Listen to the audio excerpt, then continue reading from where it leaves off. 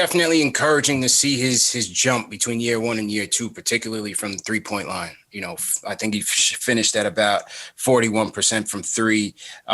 He upped his free throw percentage to about 75% and upped his points per game to about 17. So that was definitely encouraging to see his progression, in particularly from catch and shoot.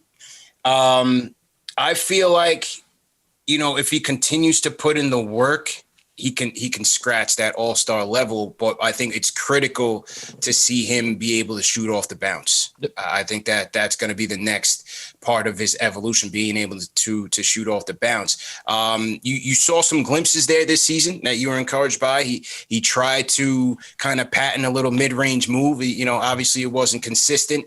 He didn't have great touch around the rim. He shot only about 50% from the rim, so you want to see him improve there. But as he and Drew Hanlon both said, getting his shot going off the bounce is going to be pivotal. And we're starting to see that a little bit as we watch the Olympic qualifiers against Greece and China. You saw some filthy step back 3-pointers that he shot there, and really trying to work off the dribble. So I think if he can get that, he can move from 17, maybe gets over 20 a little bit, maybe next year. I think he could start scratching some all-star nods.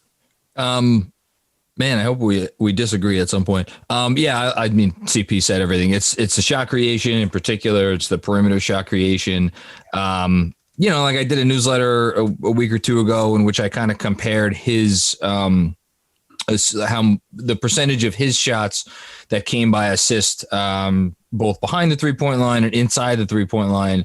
And there's no starker difference in the league amongst high volume guys. Like, he doesn't get assisted on anything inside the arc, and yet everything behind the arc is assisted.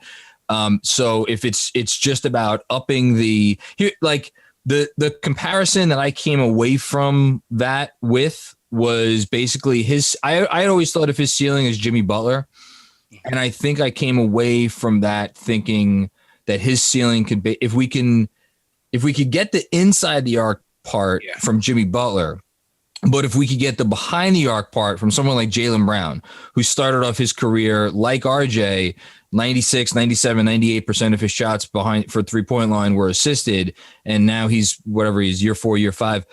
He's down to 80%. If RJ could just get to like where 20, 25% of his shots behind the arc are unassisted, that would be, it would go such a long way towards making him a more complete player. And then you throw in, if he could become more of a playmaker like Butler is, and obviously more proficient around the rim. What is that? Is that the top 10 player, top 15 player, whatever it is, it's something I want to see. So very excited. Yeah, definitely something I want to see. And I thought the playmaking was there in spurts. I felt like we kind of went away from that. It was a bit inconsistent. We used to see those games where we kind of start that first play of the game where they would run either those double screens for RJ or that screen for RJ. Yes. Maybe he turn that into a Gotham lob to Mitch or kind of take that inside. I'd like to see that going a lot more, to add some more versatility to his game, because the playmaking potential is definitely there. And then I also think, who he plays with is going to factor into it. I was encouraged by the chemistry that he and Julius put on in between year 1 and year 2. Obviously, a lot of the prowess that he had from catch and shoot 3 came off of the hands of Julius being able to find him. Peyton, not so much. Bullock, not so much. And there we go. So if we can finally get that playmaker on the perimeter, I think that's also going to factor into RJ's progression. I just want to say, I'm happy you mentioned Mitch. I don't even know. We may have talked about this on your show. You could argue that no one was hurt by Mitch going down more than RJ in terms of just the offensive cohesion and all that. So hopefully we get him back as well.